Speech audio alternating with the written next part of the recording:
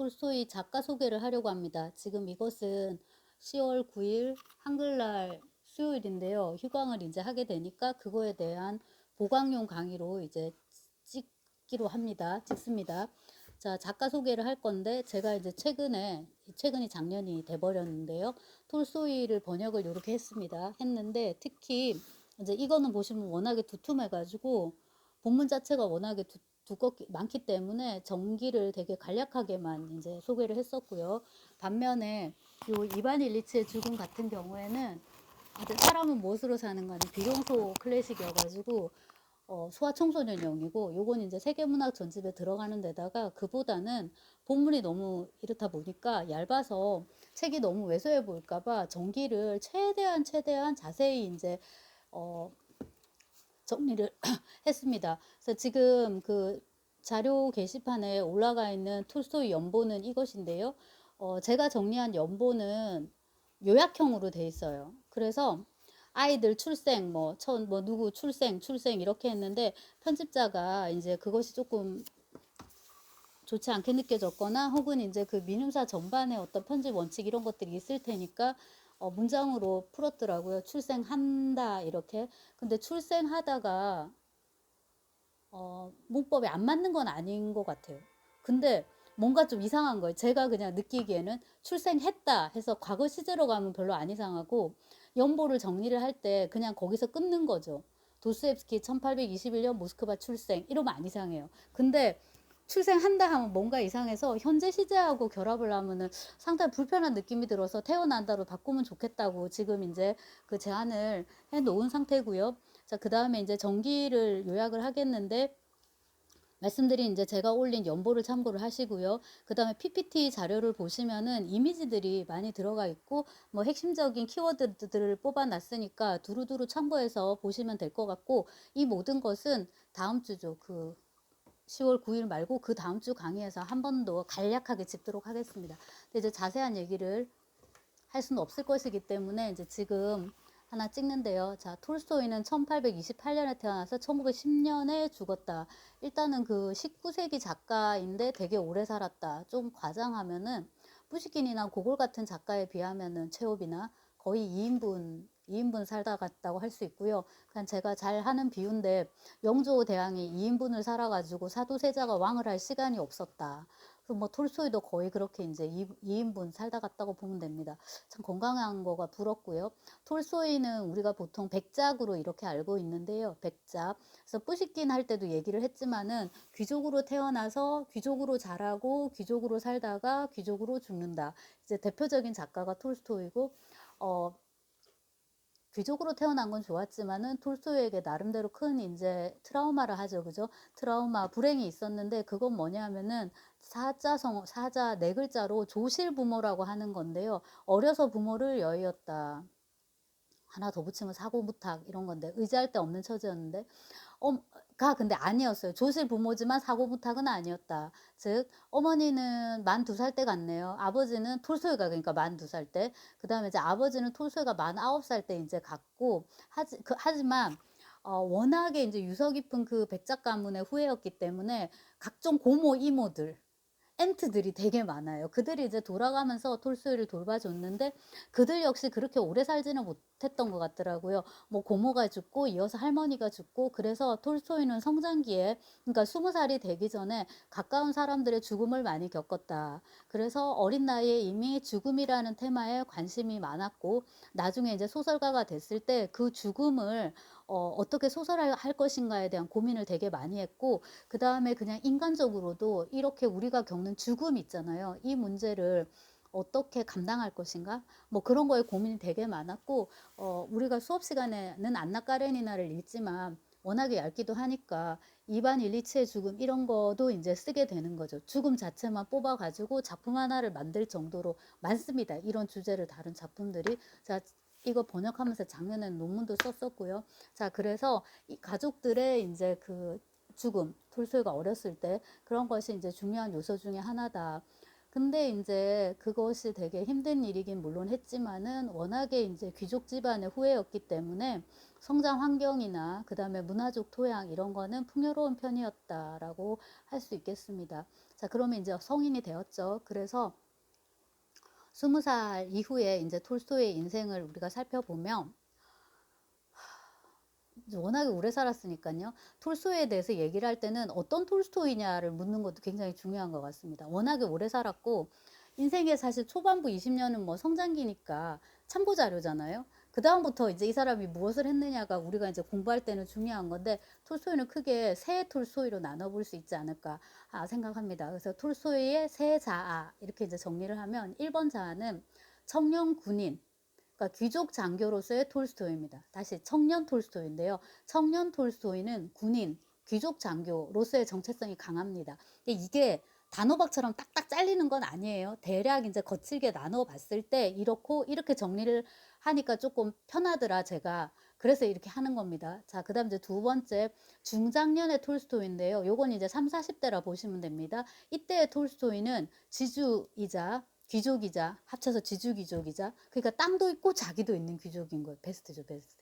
그 다음에 이제 결혼했으니까 한 여자의 남편이자 엄청나게 많이 태어나는 아이들의 아버지자 그 다음에 이제 은혜를 많이 이제 입은 거잖아요. 요즘 우리식으로 하면 효 그런 걸 또 해야 되는 자리에 있기도 하고 그래서 요 생활인 톨스토이의 면모가 제일 강한 거는 중장년 톨스토이 3, 40대 이제 톨스토이인데 그렇고 자, 세 번째가 노년의 이제 톨스토이인데요. 이것은 앞에 정체성이 없는 건 아닙니다. 여전히 지주귀족이고 여전히 가장이지만 여기에 덧붙여서 구도자이자 사상가이자 철학자라고 할까요? 도덕군자라고 할까요? 이런 식의 이제 어떤 정신적인 측면이 도드라지는 톨스토이가 이제 세 번째 톨스토이라고 할 수 있습니다. 그래서 요 세 개를 나눠보면 톨스토이가 얼마나 그 많은 얼굴을 가졌는지를 알 수 있는데 그게 고골이 가진 많은 얼굴이 일종의 공시적인 모순이라면 톨스토이는 그렇지 않아요. 되게 이게 조화롭고 그 다음에 이게 통시적으로 시간대를 쭉 아우르는 그런 측면이 있거든요.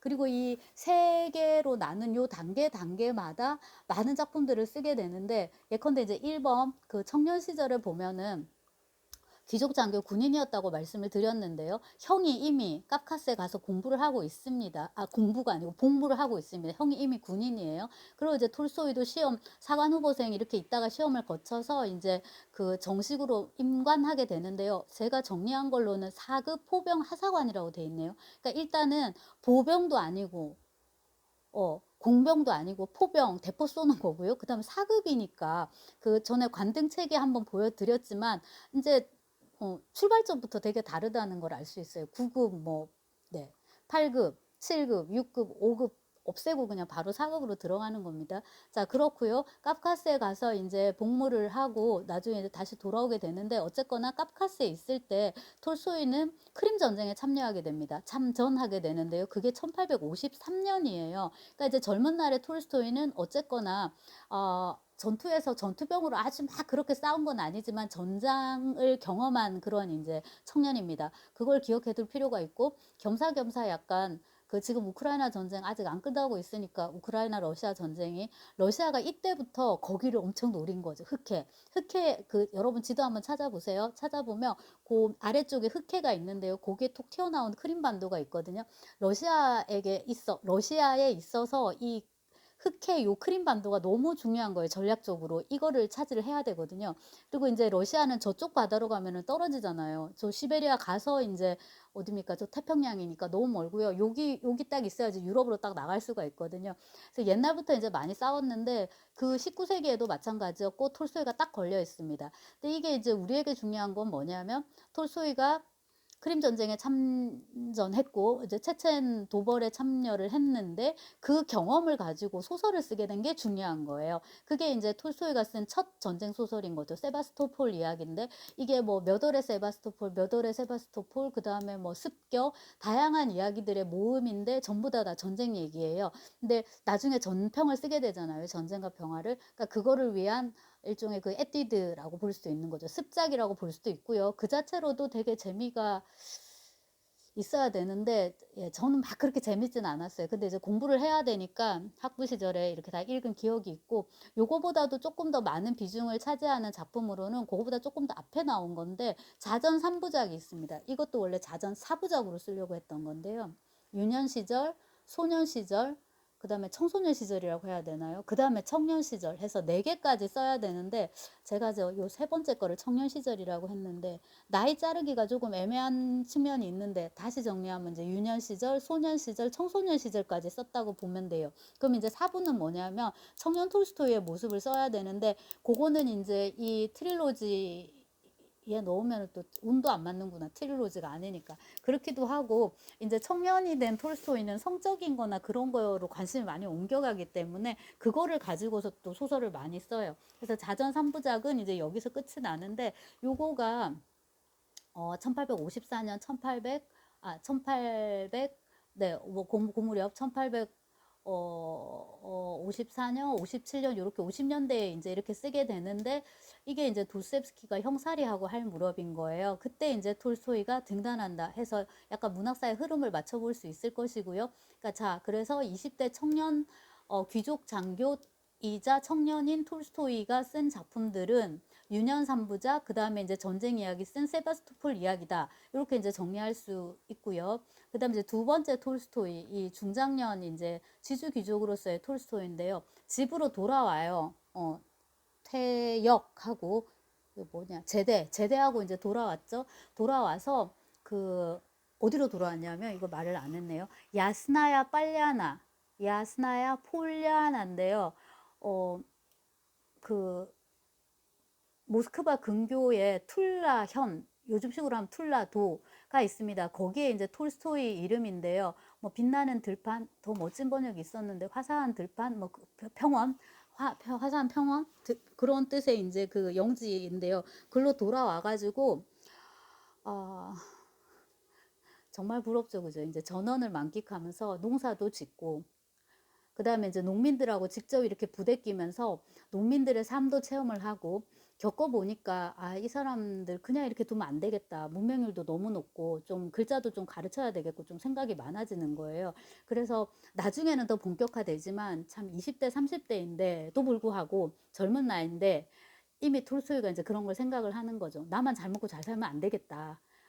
내가 귀족으로서 또한 이제 지식인으로서 이 민중에 대해서 그다음 또 남자로서는 여자에 대해서 이렇게 사회적인 약자에 대해서 내가 뭔가를 좀 해야 된다 하는 의식이 계속 있었고요. 그런 것들을 조금씩 이제 시도를 하게 됩니다. 굉장히 진취적인 그런 작가라고 이제 할 수 있는데요. 구체적으로 이제 농민 아이들을 위한 학교를 설립을 한다든가, 교육 잡지를 간행을 한다든가, 뭐 이런 것들, 계몽 운동이죠. 이런 것들이 이제 많이 하게 되고요. 그 다음에 이제 톨스토이에게 있어서 제일 중요한 게 뭐냐면 결혼입니다. 톨스토이는 이제 어머니를 비롯한 그 친척분들이 빨리 가시고 어릴 때부터 그 가정에 대한 그런 그 로망이 있었던 것 같아요. 그래서 이제 결혼 정년기에 자기에게 잘 맞는 이제 신부감을 이렇게 물색을 해가지고 원래 이제 목표했던 어떤 나이가 있는데 그거보다는 이제 조금 더 늦게 이제 결혼하게 되는데 어쨌거나 이게 누구랑 결혼했냐면은 베르스라는 성에 이제 의사가 있어요. 이 집을 들락날락 하다가 둘째 딸하고 결혼하는데 이름이 소피아입니다. 그러니까 소피아 나중에 톨스타이가 되는데 호사가들이 이제 순위 매길 때 세계 3대 악처 에 들어가요. 1번은 소크라테스의 부인, 2번은 모차르트의 부인, 3번은 톨스토이의 부인 이렇게 하는데 그 크산티페인가요? 그 다음에 이제 콘스탄체 그리고 이제 소피아인데요. 셋 다 보면 너무나도 멀쩡한 여성이고요. 이들하고 결혼했다는 거 말고는. 그 다음에 이제 제가 중년이 돼서 생각을 하는 거지만 이렇게 문제적인 캐릭터들 이제 소크라테스, 모차르트, 톨스토이인 거죠. 이 경우 얘네들하고 이렇게 맞추면서 살아준다는 게 이게 보통이 아니에요. 그러니까 이 당시에 이 여성들이 말 그대로 여자로 태어나서 이들 옆에 붙어 있는 아내로 남은 거지 만약에 지금 태어났더라면은 분명히 다른 식의 어떤 삶을 살지 않았을까 싶고요. 자, 다시 와서 그래서 이게 62년인데 이제 소피아와 결혼을 하는데 문제는 톨스토이는 이제 나이가 좀 있잖아요. 34살인가 이렇고 아내는 18세예요. 제일 예쁠 때 이제 결혼을 했는데 요런 식의 어떤 그 남녀 조합 역시 톨스토이의 로망. 그러니까 톨스토이는 한 3, 40대 이런 남성과 10대 후반, 20 초반, 그러니까 나이 차이 거의 20살 막 이렇게 나는 20살 가까이 나는 띠동갑 이상이 되는 이런 커플을 좀 많이 그려요. 그래서 안나 까레니나에서도 레빈하고 이제 키치가 또 그런 식으로 만나고 전쟁과 평화에서도 피에르 베즈호프하고 나타샤가 또한 이제 그렇게 만나는 식으로 이렇게 그리고 그거 말고 이제 가정의 행복이라고 좀 짧은 소설 그래도 책 한 권입니다. 있는데 거기서도 이제 비슷하게 되게 고등학생 나이에 그런 이제 예쁜 아가씨하고 이제 아저씨죠. 거의 3, 40대 아저씨가 또 서로 좋아하게 되는 그리고 결혼하고 가정을 꾸리는 그런 소설들을 이제 많이 쓰죠. 그러다가 이제 파탄이 나가지고 남편이 아내가 이제 불륜한다 해갖고 의심해가지고 마누라를 죽이고 자기도 이제 형을 사내만해하는 식의 이야기가 크로이처 소나타입니다. 자, 그래서 보시면 이 결혼 생활이라는 게 톨스토이에게 이제 지금 막 시작됐는데요. 1862년 앞으로 계속 이어질 거예요. 죽을 때까지. 근데 그 사람이 결혼해서 어떻게 살았든지 우리하고 아무 상관이 없잖아요. 문제는 뭐냐면 톨스토이에게 있어서 결혼 생활이라는 게 굉장히 중요한 문학적 화두였다는 거예요. 그래서 지금 이제 좀 더 자세하게 이제 얘기를 하려고 하는데 이 소피아랑 결혼하기 전에 악시니아라고 농부 그 제가 올려둔 자료를 보면 한자를 제가 써놨는데 농노 여자예요. 와 조금 이제 많이 깊은 관계를 맺은 것 같고 심지어 결혼을 하고 나서도 관계가 조금 지속이 됐던 것도 같고 그 악마라는 소설을 보면 악시냐도 되게 톨스토이에게 어떤 자신감 여자로서의 자신감 그런 게 있었던 것 같아요. 왜냐하면 그 소설에 묘사된 걸로는 나리가 장가간다 해가지고 아씨가 어떻게 생겼는지 보러 왔어요. 이렇게 말하는 장면이 있거든요. 그러니까 엄청 대담한 거죠. 그런 이제 근데 이건 뭐 소설이니까 실제하고 완전히 일치시킬 수는 없어요. 그러니까 근데 이런 식의 어떤 얘기는 있다. 이고 조금 더 조속하게 몰아가면 톨스토이는 19세기의 지주 귀족이기 때문에 사실 자기 영재에 있는 모든 그 농노들, 여성들을 성적으로 마음대로 할 수 있는 지위에 사실 있었던 것도 맞고요. 그래서 이제 실제거나 말았거나 톨스토이를 닮은 아이들이 엄청 많다고 이런 식의 이제 저속한 농담도 있지만 제가 볼 때 아주 틀린 말은 아니겠지만 옆에서 소피아가 그냥 가만히 내버려 둘 정도로 그렇게 호락호락한 여자는 아니었을 것 같아요. 이제 얘기를 해드리겠지만 두 사람이 결혼 생활을 쭉 하면서 얼마나 많은 일들을 겪었느냐. 그거는 이제 무엇보다도 아이인데요. 총 13명을 낳았다고 제가 지금 정리를 했거든요. 그 중에서 5명은 일찍 사망했다. 그러면 성인이 된 애들은 몇 명이에요? 8명이잖아요. 근데 사람이 결혼 생활 동안 13명의, 그러니까 한 여자가 가임기에 13명의 애를 낳으려면 대충 20살에 시작을 해도 말이죠. 그쵸. 그 뭐, 엄청난 거잖아요, 사실. 그래서 그리고 이제 마지막 애가 생긴 거는 톨스토이가 7순이었을 때니까 소피아도 이미 거의 뭐 제 나이에 육박하는 이제 뭐 한 해 만에 끊긴 해 만에 하는 이런 시점인데 그 나온 거예요. 그래서 보통 관계가 아니었구나 하는 생각을 하게 되고 그 70대의 톨스토이하고 소피아는 이제 사이가 되게 이제 나빴던 걸로 그렇게 얘기를 하거든요. 근데 또 불구하고 아이를 만든 거예요. 그래서 부부 관계라는 게 톨스토이 개인에게도 굉장히 중요했고 덧붙여서 이제 톨스토이가 이거를 소설적인 문학적인 화두로 삼았기 때문에 저희도 이제 이 부분을 강조를 하는 거고요. 이런 것에 대해서 우리가 되게 소상하게 알 수가 있어요. 이 남의 집 가정사를 제3자가 제3자가 저희는 뭐 3자 정도가 아니죠. 4자, 5자, 30자. 저희가 이걸 어떻게 알 수 있겠어요? 미주알, 고주알 다 쓴 거죠. 톨스토이가 깨알같이 미주알, 고주알 다 쓰고 톨스토이만 그렇게 한 게 아니에요. 소피아도 그렇게 한 거예요. 그래서 제가 어린 시절에 그러니까 고등학교 때인가 친구가 누구였는지도 생각이 안 나는데 아무튼 교실에 그 소피아 톨스타야의 회고록 뭐 내지는 일기 같은 이런 두툼한 책이 돌아다녔어요. 그거를 읽은 기억이 있고요. 그거는 근데 그렇게 머릿속에 많이 남아있지 않은데 그러고 나서 대학 들어온 다음에 시몬느 드 보바르의 제2의 성을 읽었는데요. 거기서 굉장히 많이 인용되는 자료가 제가 지금 말씀드린 그 소피아 톨스타야의 일기예요. 회고록인데 거기서 이제 소피아가 투덜투덜 되는 게 그런 거죠. 리바에게는 그러니까 남편이죠. 레프에게는 모든 게 다 있는데 가족도 있고 명성도 있고 돈도 있고 다 있는데 나에게는 아무것도 없고 나는 이렇게 치닥거리만 하고 있고 이제 이런 식의 그러니까 그런 자의식이 굉장히 강한 여성이었고 자기가 직접 어떤 사회적으로 그런 자아를 실현할 수가 없기 때문에 그 욕구를 다 리비도를 다 어디다 풉니까? 전부 다 이제 남편한테 어떻게 보면 이제 푸는 거죠. 남편이 소설을 안 쓰면 너 그래갖고 내 소설 써 하고 이 이반 일리치의 죽음 같은 것도 남편의 그 톨스토이가 소피아 생일 선물로 쓴 거든가 어쨌거나 그렇거든요. 근데 안나 까레니나 쓰고 나서 별 작품을 못 쓰고 있는데 이걸 썼는데 아내가 보니까 이게 좀 쓸만한 거예요. 이게 좀 돈도 되겠다 싶은 거예요. 돈은 항상 궁하니까. 부자들일수록 돈은 더 궁하니까. 그래서 여기서도 보이지만은 뭐 톨스토이도 만만치 않았지만 이런 실제적인 측면에서 소피아 톨스타야의 이 소피아의 이런 재무 감각이라든가 그 다음에 남편을 다루는 능력이라든가 그리고 살림을 되게 잘하고 아이들을 지금 몇 명을 키운 거예요. 그리고 그 큰 집에 살림을 한다는 게 우리가 상상할 수 있는 어떤 그런 거를 넘어 우리는 그렇게 살지 않으니까. 예를 들어 뭐 가사 도우미도 한 명만 쓰는 게 아니잖아요. 가정교사도 한 명만 쓰는 게 아니잖아요. 그걸 다 관리를 해야 되잖아요. 그거는 아무나 할 수 있는 일은 아니었던 것 같고 그런 것들을 이제 톨스토이 부인이 다 해주고 또한 이제 남편의 이런 문화 활동을 또 지원을 하고 그리고 요즘처럼 그 뭐야 이렇게 쓰지 않잖아요. 종이에다가 다 쓰잖아요. 그걸 이제 퇴고를 하고 교정을 해야 되는데 그것도 아내가 되게 많이 도와주고 아이들이 13명이 태어났다고 했는데 그럼 1번하고 마지막에 사이에 나이 차이가 몇 살인겨. 그래서 전쟁과 평화 쓸 때 애들이 자라면서 교정을 또 많이 해주기도 하고 그랬다고 합니다. 그래서 지금 제가 이제 아이 얘기도 했고 뭐 전쟁과 평화 얘기도 했는데 톨스토이가 결혼해가지고 제일 행복했을 때 남자로서도 제일 왕성하고 작가로서도 제일 왕성하고 그랬던 그 시기에 바로 전쟁과 평화를 씁니다. 전쟁과 평화를 거의 6년 이렇게 걸쳐서 쓰는데요. 네. 의욕만 가지고 쓸 수 있는 소설이 아니죠. 한번 일어나 볼까요?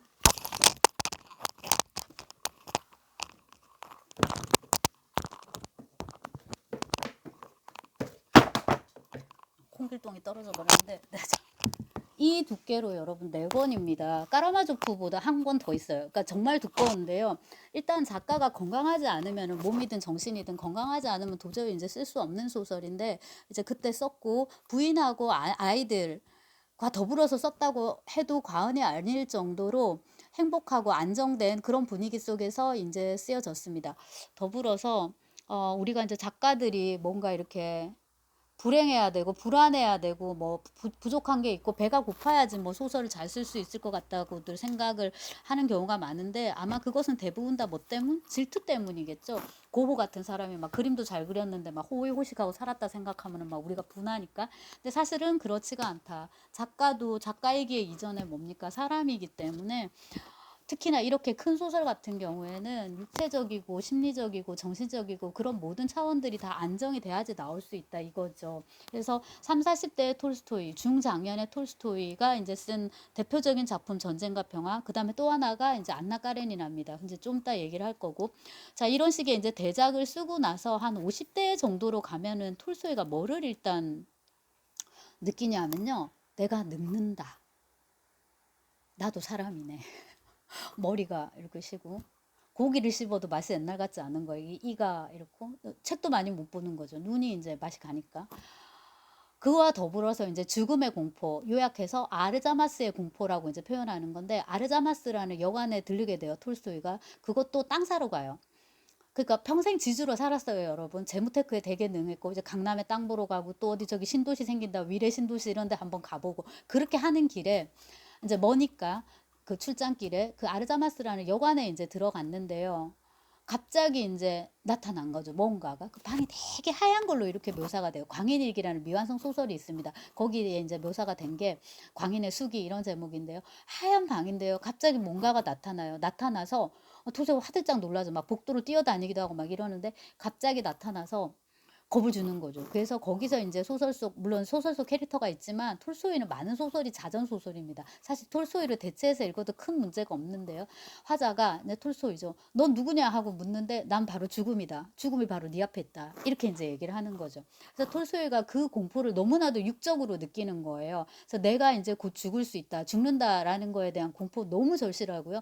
근데 안나 까레니나에서도 보면은 그 레빈의 이부형이 죽거든. 이복이 아니고 이부형이 이제 죽는 장면이 나오는데 부제가 하나도 없는데 거기만 부제가 붙어 있어요. 죽음이라는. 그 정도로 이제 죽음에 예민했는데 이제 한 50줄에 오르니까는 진짜 이제 내가 죽는다는 걸 느끼는 거예요. 그게 그 톨스토이한테 굉장히 큰 공포와 불안과 허무와 그런 거에 덧붙여 되게 억울한 거예요. 이거는 이제 그 서경준 선생님이 번역한 거 해설에 그 말씀드린 광인일기, 광인의 수기 거기에 이제 해설에다가 쓰셨던데 되게 공감이 되는 거였는데 뭐였냐면 지금 보시다시피 톨스토이는 베스트잖아요. 진짜 엄친하잖아요. 친구들도 그 말 많이 했어요. 정말 너는 뭐가 진짜 아시냐? 너 돈도 있고 자기도 있고 명성도 있고 네 좋아하는 일도 있고 마누라 이쁘고 애들 건강하고 잘 크고 공부 잘하고 넌 진짜 하나도 부러울 게 없는 사람이다. 실제로 본인도 그렇게 생각을 했던 것 같고요. 그 와중에 뭐예요? 어떤 결핍까지 느끼고 도덕적이고 정신적인 구도 활동까지 하는 거잖아요. 그렇게 인생이 너무나도 충만한 거예요. 근데 이렇게 소중하고 아름답고 충만한 인생이 어느 날 갑자기 끝난다고 생각하니까 내가 모든 걸 다 가졌는데 말이지. 심지어 나는 다 가졌기 때문에 이 모든 거를 다른 사람들한테 주고 싶은 그 마음까지 가진 거예요. 그런데 어느 날 갑자기 내가 죽는다고 생각하면 얼마나 억울해요.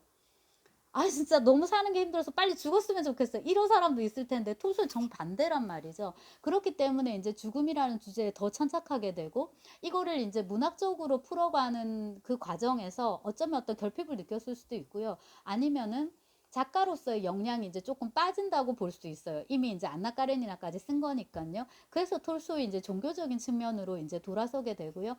톨스토이를 보면은 굉장히 놀랍죠. 이때도 띵가띵가 절대로 놀지 않고 엄청나게 이제 많은 것들에 관심을 보이는데 이제 그 중에 하나가 뭐냐면은 외국어 공부입니다. 그 제가 연보에 자세하게 써놨는데 원래 톨스토이의 전공은 동양어예요. 이때 동양어는 한중일 이거 아닌 거 아시죠? 그죠? 저기 아랍어, 터키어 이제 이런 겁니다. 이런 거 이제 공부하고 페테르부르크 대학에서 이제 법학을 잠시 공부를 했었는데 솔직히 이제 톨스토이 정도 되면은 도스옙스키에게는 대학교 졸업장이 필요하지만 톨스토이에게는 뭐 그것도 필요 없는 거죠. 여러분은 필요하시니까 공부 열심히 대부분 다 필요하실 테니까 공부 열심히 하시고요. 자 이렇게 이제 공부를 했었는데 나이 드니까 이제 뭐 복음서라든지 그 다음에 이제 그 종교적인 여러 가지 저작들 을 공부를 하면서 자기가 쓰기도 하고요. 심지어 히브리어를 배워가지고 구약을 읽으려고 이제 하기도 하고 또 조금 읽기도 하고 그 다음에 공자, 노자 이런 것도 읽고 장자도 있어요. 장자. 그래서 톨스토이 관련 논문들을 보면 이제 제가 심사도 덜어 하고 이러는데 톨스토이와 장자 이런 걸 비교한 논문도 있는데 읽어보면 그게 말이 돼요. 그 이 근거가 있어야 될 거 아니에요. 근데 톨스토이 워낙 많이 썼으니까 소설 말고도.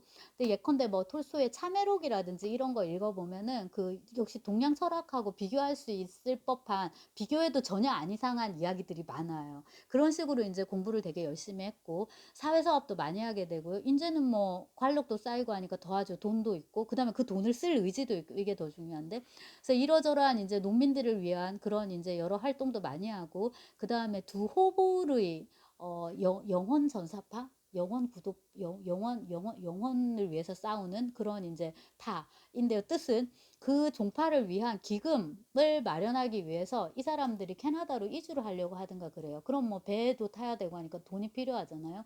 그거를 도와주는 차원에서 뭐를 쓰냐면은 부화를 써요. 근데 지금까지 소설을 별로 많이 쓰지 않았어요. 뭐 민화나 좀 쓰고 이렇게 하던 톨스토이가 또 펜을 한번 들었죠. 톨스토이 옹이 이제 펜을 들었는데 네. 이제 썩어도 준치라고 그게 부활입니다. 근데 부활도 읽어보면은 제가 지금 소설로 읽은 지는 되게 오래됐어요. 그럼에도 불구하고 이제 인상이 강한 거는 저 개인적으로 제가 제일 먼저 읽은 민화 빼고요. 이제 초등학교 때 읽은 민화 빼고 제일 제대로 읽은 이제 톨스토이 소설이 부활인데요. 중학생의 그 어떤 지적인 수준도 충분히 만족시킬 수 있는 그 평이한 문체와 그 다음에 그 압도하는 스토리와 인물들의 생생한 형상과 그 다음에 이제 나이 들고 생각하는 거지만은 그 사회에 대한 어떤 톨스토이의 관심, 법이라든지 인간 불평등이라든지 뭐 매춘이라는 직업이라든지 그 다음 뭐 귀족들의 위선이라든지 거기도 다 들어있어요. 얘기할 것들이.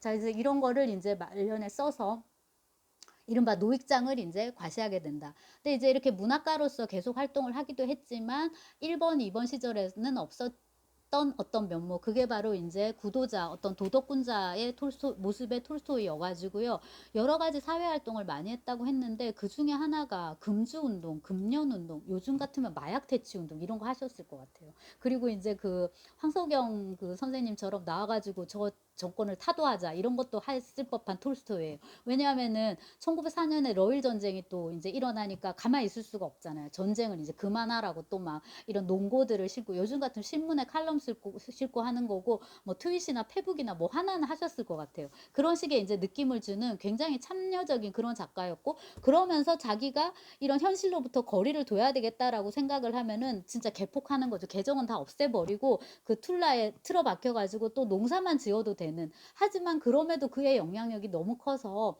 톨스토이를 추종하는 사람들이 야스나야 빨랴나로 계속 몰려듭니다. 그래서 그들을 인제 강의실 같은 데 이렇게 모아 놓고서 그들을 상대로 해서 또 막 강의를 하는 거죠. "술 마시지 말아라. 담배 피지 말아라." 그다음 중요한 게 뭐냐면은 "성관계는 아이를 갖는 거 위에는 그 목적이 아닌다면 절대로 하지 말아라. 쾌락을 위한 그런 뭐야 성관계를 하면 안 된다."라고 했는데 자기의 그 젊은 날의 방탕과 그래서 성병에 걸려 가지고 막 치료도 하고 그랬었거든요. 그리고 뭐 그건 지나간 일이니까 그렇다 치지만 지금 아내한테 또 이렇게 해 가지고 혹은 아내랑 해 가지고 또 애도 막 만든 거잖아요. 그래서 인제 톨스토이의 그런 인제 강연을 들으면서 내 딸하고 인제 그 아내는 좀 약간 인제 그렇게 좀 그런 거죠. 그래서 그 유명한 말 있잖아요. 예언자가 태어난 곳에서는 대접을 받지 못한다. 왜냐하면 이제 이 사람한테 톨스토이는 가족들한테 톨스토이는 아빠이자 남편이자 뭐 이런 거니까 뭐 위대한 작가 톨스토이가 아니라. 그리고 인제 그 야스나야 빨랴나로 이렇게 많은 작가들이 찾아왔던 거 보면 뭐 그중에 최업도 있고 고리끼도 있고 이렇습니다. 얼마나 그 당시에 인제 톨스토이의 명성이 높았는지를 알 수 있고요. 그리고 톨스토이는 톨스토이 이런 거 잘해요. 이런 거. 네. 그래서 톨스토이 그 제 이미지 자료 여러분 보시면 톨스토이 초상화가 되게 많은데요. 톨스토이는 자뻑이 있어요. 요즘을 치면 뭐 관종 이런 게 있어요. 그 아마 유튜브 채널 같은 거 하셨을 것 같아요. 자기 자신을 그런 식의 어떤 상품이라면 좀 그렇지만 자기 자신을 어떤 그런 미적 대상으로 내세우는 거를 별로 주저하지 않았어요. 그리고 톨스토이가 꿈꿨던 어떤 톨스토이의 모습이 있잖아요. 그게 인제 렛빈이나 이런 여러 크람스코이나 그런 여러 화가들이 그린 초상화 속에 인제 톨스토이인 거고요.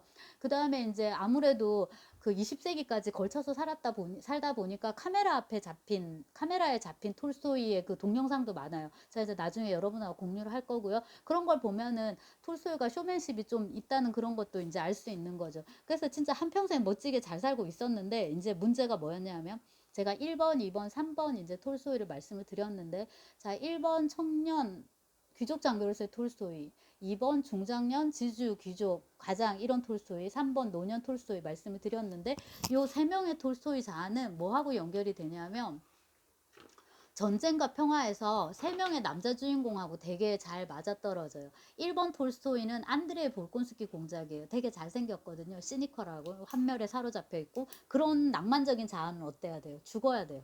왜냐면 건강하게 삶을 유지할 수가 없잖아요. 할 일이 얼마나 많은데 결혼도 하고 애도 키우고 영지도 경영하고 해야 되는데 맨날 그렇게 시니컬하게 투덜투덜 살 수는 없죠. 그래서 걔는 나폴레옹 전쟁에서 죽어요. 자, 그다음에 중장년 톨스토이의 모습을 보여주는 캐릭터가 니콜라이 로스토프입니다. 이것도 이제 BBC 버전에서는 그 공군 덩케르크에서 공군을 맡았던 잘생긴 배우가 맡았는데요. 니콜라이 로스토프인데 그 전쟁과 평화에서 조금 평면적인 캐릭터로 나와요. 그럴 수밖에 없는 게 여자도 그렇지만 남자도 가장으로서의 남자는 시시하거든요. 애 기저귀 가는 것도 좀 해줘야 되고 뭐 분유도 먹여야 되고 돈도 벌어와야 되고 또 뭐예요. 자기 엄마하고 이 아내 이 고부 갈등도 중간에 중재를 해야 되고 생활이라는 그런 거니까 평면적이고 조금 따분한 측면이 있어요. 하지만 이제 그런 것이 한편으로는 어린 시절부터 톨스토이가 꿈꾸었던 성인 톨스토이의 일면인 거예요. 그거를 보여주고요. 세 번째 이제 그 구도자 톨스토이는 전쟁과 평화에서 나이가 아주 많은 건 아니지만 피에르 베즈오프를 통해서 형성화됩니다.